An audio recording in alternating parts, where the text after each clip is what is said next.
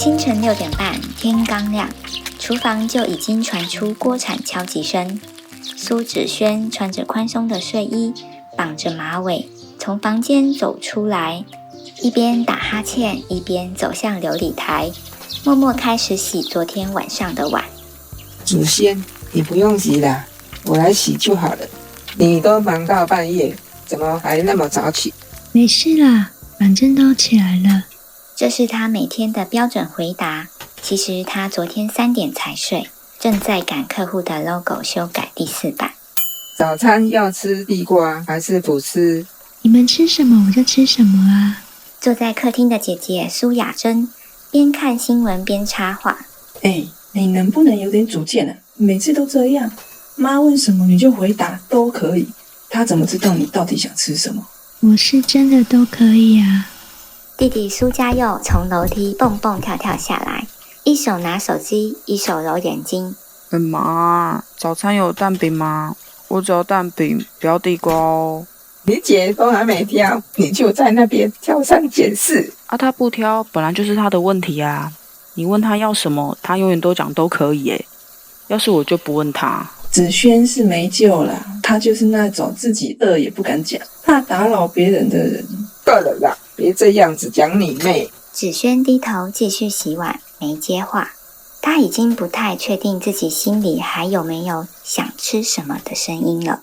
吃完早餐，大家各自散去，客厅只剩她跟爸爸苏正宏。爸，今天要我帮你拿慢跑鞋去修吗？是啦，还是你最贴心。对了，你上次那个案子还可以吗？还可以啦，这2天是有个案子刚接，还在谈价钱。谈价钱要强硬一点啊，不然他们会一直压榨你。他笑了笑，没回答。他很想说，可是我真的不会谈价钱，讲太硬，人家就不回信了。但他只是轻声说，我去楼上工作了。这是他每天的开始，一家人热闹的过日子，而他总在角落帮忙圆场顺气，让每个人都好过，唯独不包括他自己。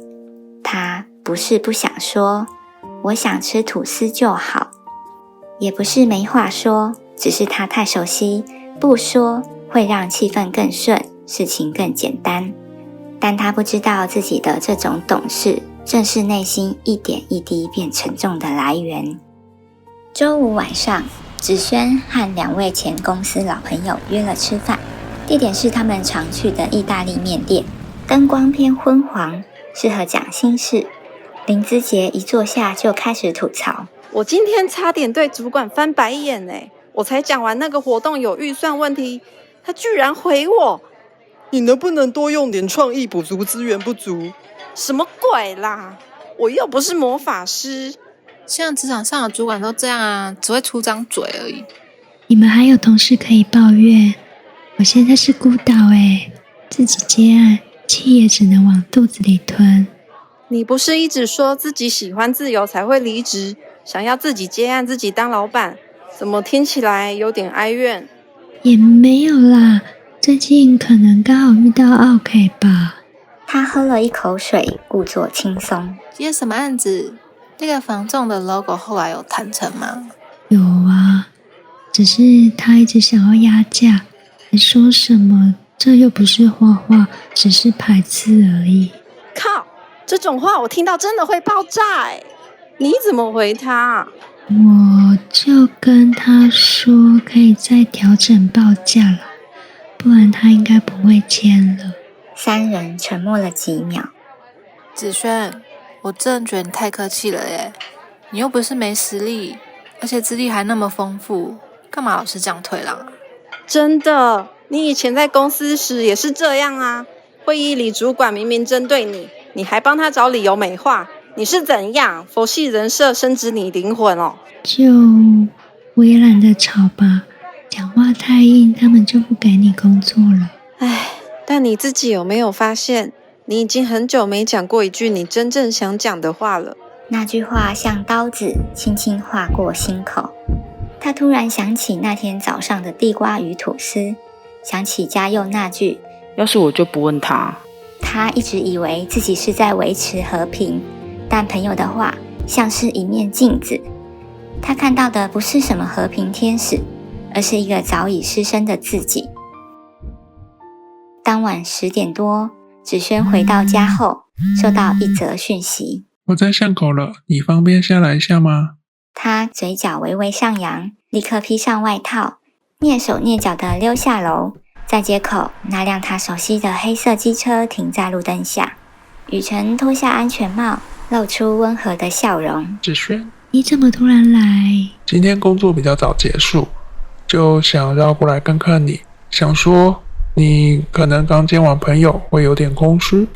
你以为我是什么小剧场爆棚的女友哦？两人肩并肩走在巷弄里，只有路灯和偶尔经过的机车声。他们像老朋友，也像刚谈恋爱的小情侣，不黏人，不大声，不张扬，但也不公开。他叫陈雨辰，是他交往1年又3个月的男朋友。他的家人不知道他的存在，不是因为他不好，他很稳定、体贴、有礼貌，虽然收入不算高，但很努力。但他不确定家人会不会喜欢他。妈妈总是对教育程度很在意，爸爸不喜欢没未来感的工作，姐姐讲话直，容易一针见血，弟弟嘴碎，知道了全家隔天都知道。他没那个力气去冒这个险。你最近有想跟家人讲的吗？还没。我还不确定时机对不对。雨辰点点头，没有逼问，只是低声说了一句：没关系，我等你。这句话听起来像是安慰，但在夜风中听起来也有一点点淡淡的寂寞。芷萱想了想，抬头看他：你会不会觉得我很懦弱？不会啊，你只是习惯保护所有人，只是有时候也要保护一下自己想要的东西。那一瞬间，他有点鼻酸，不是因为他说的有多感人，而是因为他知道他常常忘了什么是自己想要的东西。他低下头，轻声说：我还在练习。他没有回答，只是伸手轻轻握住他的手。他们每周见面1-2次，这样的夜晚温柔而压抑，亲密却不能公开，就像他整个人生的状态。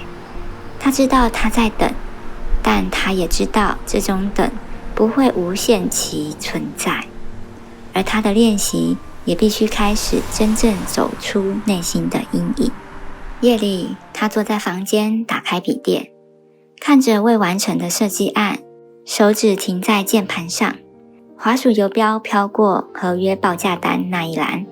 他犹豫了一下，又开启一个空白笔记档案，打下一行字：如果哪天我突然说出自己真正想说的话，会不会连我自己都吓一跳？他盯着那句话很久，然后慢慢地把它关掉，但那句话已经在心里生根。深夜1点，街道寂静。芷萱洗完澡回到房间后，关了灯，却迟迟无法入睡，脑中不断重播着晚上雨辰说的那句话：只是有时候也要保护一下自己想要的东西。他躺在床上，翻身又翻身，终于在脑袋一片混乱的状态下沉沉睡去。梦里，他睁开眼，发现自己站在一间透明的办公室里，四周玻璃墙将整个空间切割得干净利落。但奇怪的是，外头什么都没有，没有天空，没有街道，只有一片模糊白光。他低头看着自己穿着上班的套装，手中捧着一份报告。这时，一个熟悉又陌生的声音传来：你这样改是谁教你的？他转头看见一位年轻女子站在会议桌前，被一位中年男性怒斥着。那个女生低着头，双手发抖。那个男人高压冷淡，脸上没有什么表情，语气却如刀般尖锐。我不是说过要照我的版本改吗？你自己擅自调整，是没把我放在眼里是不是？女孩咬唇，声音微弱到几乎听不见。我觉得那样比较适合。你觉得公司是你觉得的地方吗？他站在旁边，一开始以为自己只是个路人，但下一秒他的脚步就不受控制地向前踏出，像是潜意识替他做了决定。他开了口，声音清澈的连自己都惊讶。我有特别告诉他。全场顿时安静。他转头看向那个女孩，那张脸好熟悉，像极了他年轻时的样子。没有自信，话永远说不完整，也永远说不出口。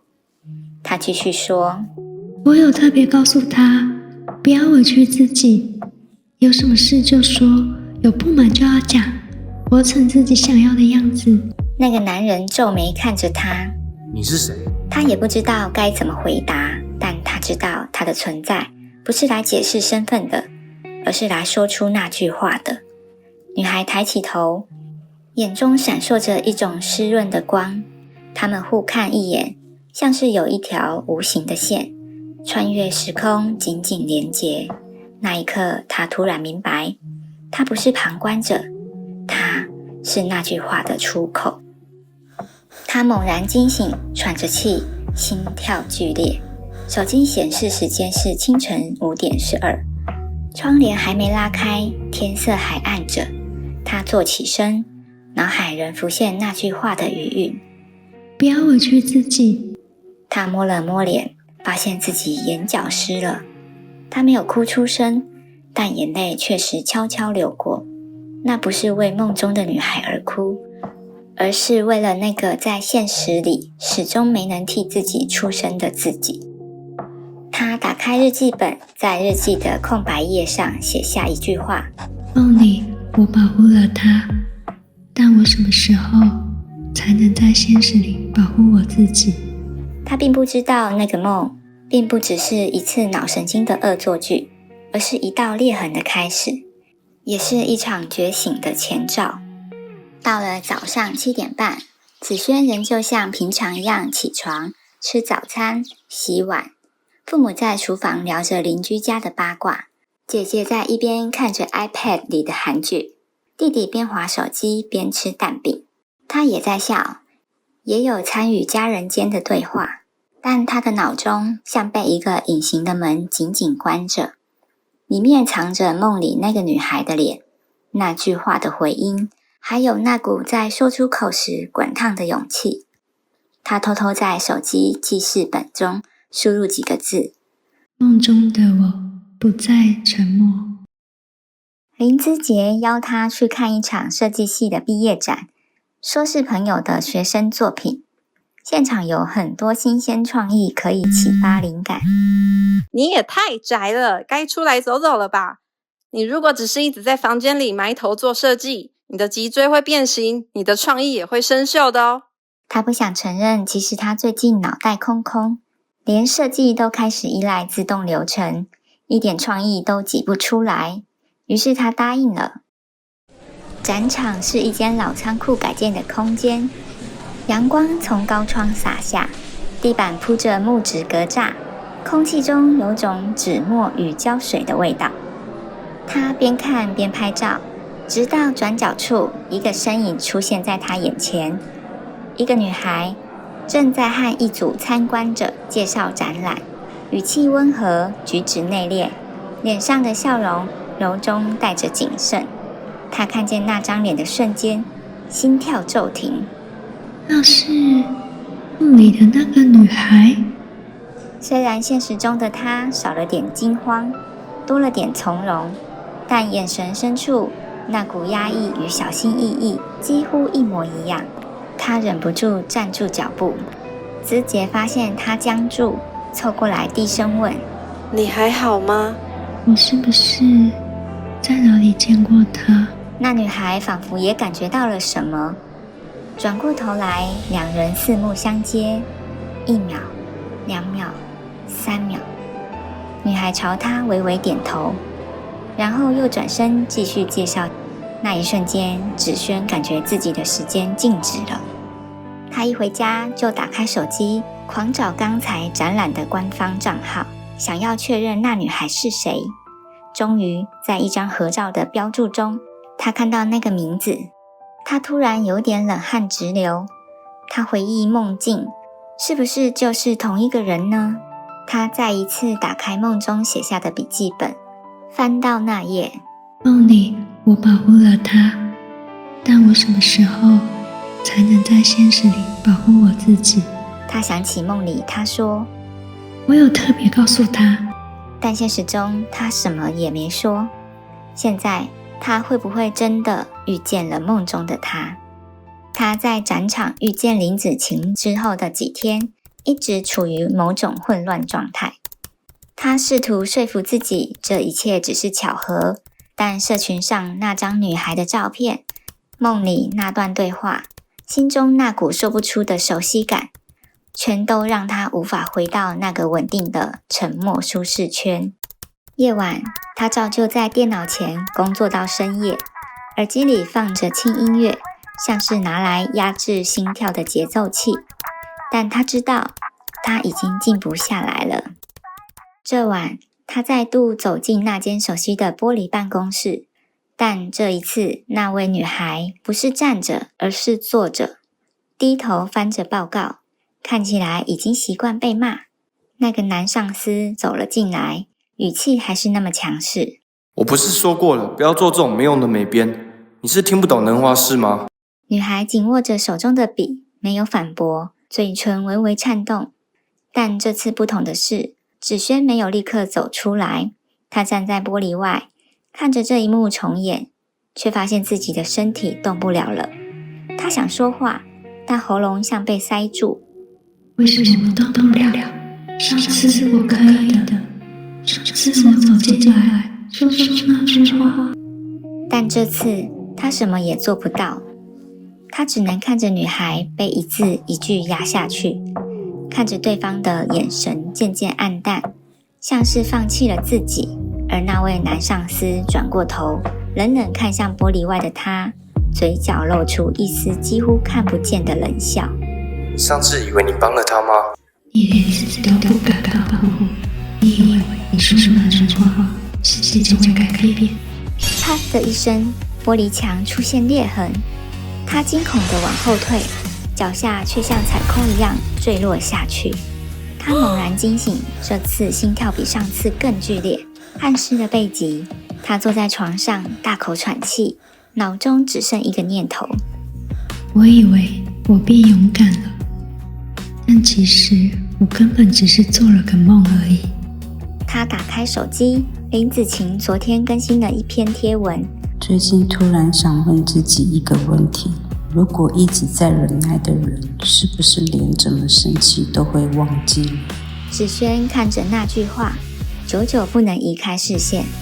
她感觉梦境像是来自心底的审判，也像是对现实的警告。如果不做点什么，这场梦会一直来，直到我失去说出口的能力。周六傍晚，芷萱如约骑车来到老地方，那家藏在巷弄里的小日式咖喱店，是他们每周约会的固定地点。陈雨辰早一步到了，还帮他站好靠窗的位子。桌上已经摆了一杯他习惯的无糖冰绿茶。他进门，笑着朝雨辰方向走去。你今天好早。我想你应该会需要有人等你。他笑了一下，但没有接话，开始低头翻菜单。他望着他几秒，终于开口：你这几天怪怪的。芷萱微愣了一下，仍然低头看菜单。有吗？你怎么了？上次你梦到那个女孩之后，你一整个礼拜，不管是跟我传讯息，还是跟我讲电话的时候，很像出神一样，是不是发生什么事了？他把目光移开，望着窗外的招牌闪烁，不说话。雨辰看着他，尝试柔声：我不是想逼你说什么，我只是想知道你好不好。我都在你身边，不是吗？这句话让他喉咙一紧，他心里想说：我只是太混乱了，我不知道该不该把一切讲出来，因为我怕我说出口，什么都会崩掉。但他什么都没说，他低声回了一句：我没事。这句“我没事”让雨辰像被打了一拳，他沉默了几秒，才点点头。你如果真的有事，我都在。这一次，他没有像往常一样拉起他的手，而是默默握着桌上的白开水。他懂他的沉默，但他也开始被这份沉默困住。隔天下午，芷萱去图书馆还书。这家图书馆附设一个小型阅览咖啡厅，是他常去找灵感的地方。他点了一杯热美式，随手拿了几本设计杂志坐下翻阅。突然，一道熟悉的声音从后方传来：“不好意思，这个插座可以借我一下吗？”他抬起头，竟是林子晴。两人都愣了一下，芷萱赶紧移开笔电电源线。当然，你用。子晴露出一个礼貌的微笑，手忙脚乱地拉开椅子，放下一大叠资料。但就在子晴坐下时，一个档案夹从桌边掉了下来，里面有一叠 A4 报告与手写的备注，混乱地散在地上。芷萱连忙帮他捡。这是你的毕业专案吗？子晴蹲下来，有些慌张地抓着纸张。不是，是面试资料。他的声音低沉了一点，手指因为太用力而微微颤抖。芷萱递给他最后一张纸，无意间瞥见上头有一行潦草字迹。芷萱一愣，这句话像是一道镜子，照出他心中那个一直不敢问的问题：我是不是也一直觉得自己不够格？他抬头看向子晴，这个在梦中他挺身保护的女孩，现实中也有着真实的怀疑与脆弱。他们四目相对，这一次子晴并没有闪躲，她只是轻轻说了一句：我今天面试被拒了3间，老师说我太软，容易被人踩在脚底。芷萱的喉咙动了一下，几乎是下意识地说出：那不是你的错。子晴微微一愣，苦笑一下。可能吧，但我一直不太知道怎么强硬起来。那一刻，芷萱有种强烈的冲动，想要说：我懂，我也是这样走过来的。但她忍住了，她还没准备好。可是她知道，她的还没准备好，不可以再拖太久。因为眼前这个女孩，就像以前的她，而现在的她，也不想再错过一次说出真话的机会。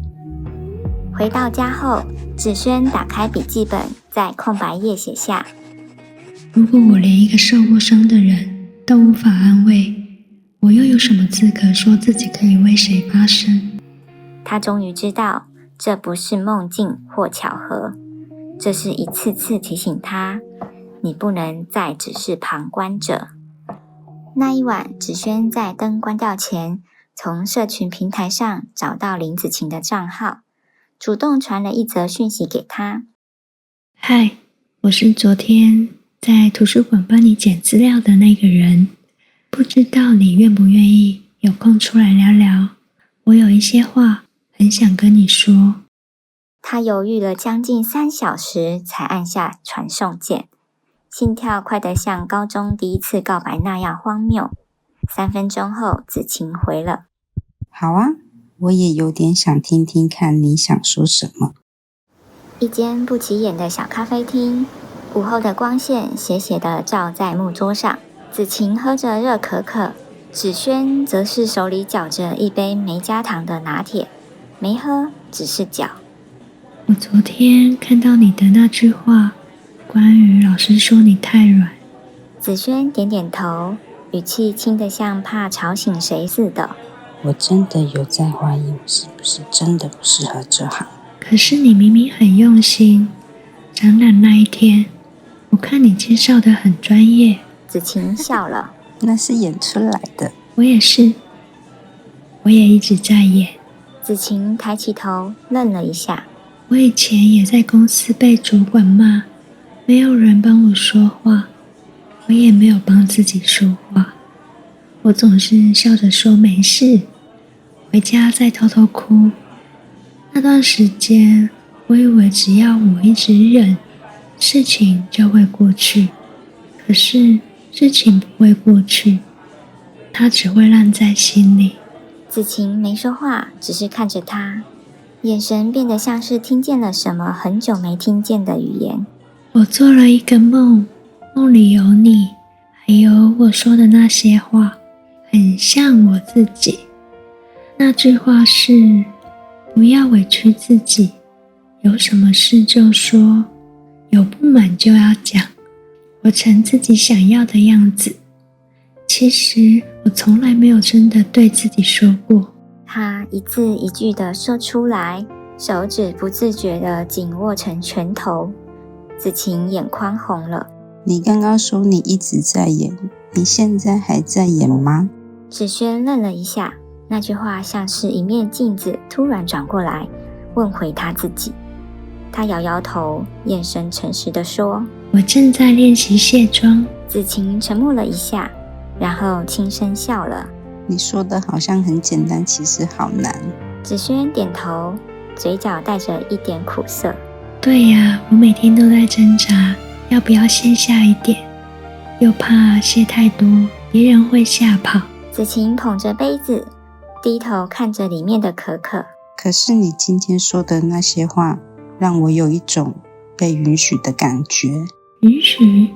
对啊，允许自己不完美，允许自己害怕，也允许自己试着坚强一次看看。我觉得你在做一件很重要的事。芷萱一时说不出话，胸口像是被什么轻轻地拍了一下，不是痛，是一种久违的被理解。她笑了，真心的那种。不知道这样算不算重要，但如果我能让你比较不孤单，那我就真的很高兴了。子晴点点头，伸出手。芷萱有些意外，但还是轻轻握住了他的手。两人都没有再说话，手心却传来一种安静却坚定的联系，就像你不是一个人，我们都在练习。当晚他回到家，滑开手机。我可以跟你见面吗？不想拖到下一周了。他们约在河堤边，风有点凉，没有咖喱香，也没有桌子上的杯垫。他走过去，他站在那里。你是不是不爱我了？不是那样。可是你最近看我的眼神，像在看一扇你打不开的门。我不是不爱你，我是不知道我能不能带你进我的世界。我不是你家人，不会因为你的选择否定你。可是，如果你一直不肯让我走进来，我连你在哪都找不到。我会告诉他们的。我不想再让你一直等。雨辰没有说话，只是走上前，把他紧紧抱住。我知道你在努力，只是希望你知道，我也愿意陪你，哪怕是走得很慢。那天夜里，他又做了梦。这次梦境不是办公室，也不是责骂。他梦见那女孩林子晴站在一座舞台上，手里握着一份设计稿，正鼓起勇气对一群人报告，而他自己坐在观众席最前排，静静看着，眼神像光一样亮。一个陌生人坐在他旁边。你是他的谁？我是那个曾经不敢说话的人，现在我来陪他，说出我们都没有说过的话。那天与子晴分开后，芷萱回到房间，打开笔记本，翻到最干净的一页，她写下了一行字：如果没有人愿意听，那我就创造一个地方，让人能说话。这不是冲动，而是她压抑多年的渴望，终于在一次次梦境与现实的交织后，浮上了地面。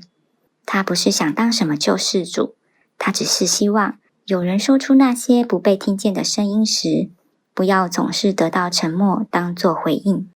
他买了一个网域名，开了一个匿名网站，首页是一行简单的文字：你有没有一段话一直没能说出口？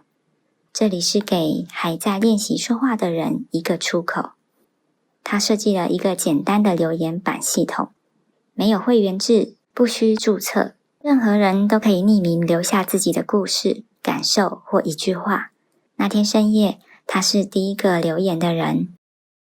我曾经觉得沉默能保护我，但沉默只让我失去自己。一开始只是零星几则留言，都是些简短的碎句。我其实不想当第一名，我每天都笑，但好累。为什么我不敢对家人说我爱女生？如果说我忧郁，他们会不会说我想太多？但一天后，留言突然暴增，他才发现原来有人在社群平台上分享了他的网站，写着有个网站可以匿名把话说出来，我哭了。短短一天内，影子的语言变成了一个突然被点亮的黑暗角落。周末，家人们相聚在客厅里，妈妈在讲邻居孩子找到外商工作的事，姐姐在评论那薪水开得太夸张。弟弟问他：你最近都在做什么啊？一直关在房间里。在听很多人的话。哈？你变心理师哦？不是啦，只是我正在制作一个让人可以说出心里话的地方。爸爸没多问，只淡淡回了一句：你这样也算在帮助人。他一愣，抬头看爸爸。爸爸没看他，继续翻着报纸。那天晚上，他突然想对雨辰说这件事。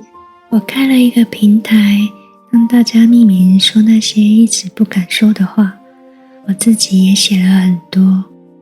我知道你有能力做到的，我也期待听你说自己的故事。他看着讯息，鼻头酸酸的。某天晚上，他收到一封陌生的信件。嗨，不知道你还记不记得我？我是林子晴。那天跟你聊完后，我第一次去学校的讲座上举手发问了。虽然讲得有点结巴，但我有说出我的想法。然后我也在你那个平台留言过。谢谢你让我相信我的声音也值得被听见。芷萱关上笔电，窗外天还没亮，他端起一杯黑咖啡，一如往常。但这次他不是为了压抑情绪而喝，而是为了迎接一个全新的清晨。他心里对自己说：我不是变得很厉害的人，但我正在成为一个能够陪人说话的人。影子的语言网站上，匿名投稿越来越多，有些话短得像吐息。我不是好人，但我真的尽力了。是不是我不够好，他才会一直对我生气？我不是想离婚，是不想再这样下去。我有一个男朋友1年了，家里没人知道。这么短的句子，却像一记雷劈进他心里深藏的空房。他眯着眼重新读了一次，滑鼠下意识地往下滚。还有一句附注：我怕他受伤，也怕家人失望，我就一直卡在中间，像一张没被贴上的便条纸，随时会被风吹走。他靠在椅背，闭上眼，脑海浮现那一晚雨辰在河堤边问他的样子。你是不是不爱我了？他没有说谎，但他也知道他从未真正带他进入他的真实人生。他想起那一餐，那一场沉默的咖喱店约会。他说他愿意等，但也想被看见的眼神。那天他鼓起勇气在大家面前开口。爸爸在喝汤，妈妈在看电视，姐姐滑手机，弟弟一边问晚餐要吃什么。芷萱突然说：我有件事想跟你们讲。现场瞬间安静了几秒。我有一个交往1年的男朋友。交往1年了，你都没有讲了。哇，你藏得蛮好诶，是怎样？是谁啊？什么人？长怎样？收入多少？爸爸没说话，只是把汤匙放下，看着他，空气像卡住。芷萱深吸一口气。我不是不信任你们，我是太习惯把自己的选择拿去跟你们的期望比较，但我现在想试着把我想要的人生留给我自己选。那他有没有让你快乐？芷萱一愣，眼眶开始发热。有，他让我知道什么叫做被看见。爸爸点了点头，没再说什么。妈妈还是碎念了几句。早讲嘛，都不带回来给我们看之类的话，语气已经没有一开始那么硬。姐姐则投来一种微妙的表情。你长大了哦。弟弟则忍不住问：所以你们都在哪里约会啊？有合照吗？我要看，我可以帮你调查他的 IG 芷萱忍不住笑了。这些对话虽然混乱，不中听，不完美，但他发现其实说出口也没想象中的那么困难复杂。晚上他传了一则讯息给雨辰：下周你可以一起来我家吃饭吗？他们知道你了，我也希望你能看见我的全部。几秒后回复跳出：我准备好了，轮到我卸妆了。几天后，影子的语言平台收到一封来信：我是那个说男友1年没让家人知道的人，看了你们网站更新的首页，那句话我哭了。你不是一张被风带走的便条纸，你是有人会好好收藏的那段话。谢谢你，我打算开始练习说出我真正想要的东西。芷萱看着信，游标轻轻划过。他不认识对方，但他知道他们都在走一条相似的路上，从影子中走出来的路。那晚，芷萱又做了梦。这一次，他没有站在旁边，他站在台上，身旁是林子晴，台下坐着一群陌生人，每个人都抱着自己的故事。他看着台下微笑说：我们不是要当英雄，我们只是希望没人再留在沉默里。梦醒时，他的笔记本上多了一句话：说出真心话，也是一种证明自己的方式。几周后，一封来自某大学设计系的信寄到了平台信箱。您好，我们在社群平台上看见了影子的语言，非常感动。我们希望能邀请您来到北岭设计学院，参与一场关于情绪表达与设计的关系的分享讲座。他想到那个抱着笔电轻声问：还在演吗？的林子晴。他想到自己写下的句子：说出真心话，也是一种证明自己的方式。于是他回信说：谢谢你们的肯定与邀请，这个分享讲座我会去。也许我不是讲者，但我是个见证者。讲座当天，现场坐了约100多人，大多是学生，也有设计老师与校外人士。林子晴坐在第一排，朝他点了点头，眼神坚定，仿佛在说：我陪你。芷萱站在讲台，手握着简报遥控器，深吸一口气。他没有开场白，只放了一张空白的投影片。然后他说：我想用一个梦开始这场分享。观众们一愣，他开始描述那个梦：玻璃墙的办公室，那个被骂的女孩，那句话：不要委屈自己。然后他说：我以为那句话是我对他说的，但后来我才明白，那是我对过去的我说的。他分享了自己如何从忍耐、退让、无声，到梦里第一次替别人说话，再到现实里开始替自己发声。他说到影子的语言，说到雨辰、家人、子晴，说到一个平台如何让许多沉默者找到了出口。会场安静极了。然后他转向最后一张投影片，出现一段话：影子不是坏东西，他提醒我们，在每个有光的地方，也需要有人愿意把真实说出来。台下有人红了眼眶，有人低头写笔记，也有人伸出手机悄悄拍下那句话，而他微笑鞠躬。这一次他不再发抖。那天夜里，他又做了梦，梦境不是办公室，也不是舞台，而是一片静谧的草原。他一个人走着，直到前方出现一面镜子，镜子里的自己不再沉默，不再模糊，而是正看着他，张口说出一句话：谢谢你，终于愿意为我出声。他走进镜子，轻轻碰了碰那个过去的自己的脸。梦里，两人微笑着，那微笑像是完成了一场漫长的道别。现实中，影子的语言网站持续更新，它变得不再只是匿名吐苦水的地方，而是一个练习说话的群岛。有人在这里告白、道歉、道别，甚至对自己写了一封信。而芷萱也开始计划将这些故事整理成一本书，站明那些沉默里长出来的声音。他不再是旁观者，不再是梦里那个说话的人，他成为了一个陪别人走出影子的人，也是终于看见自己的人。当你终于学会为自己说话的那一刻，世界也会开始倾听影子的语言。就算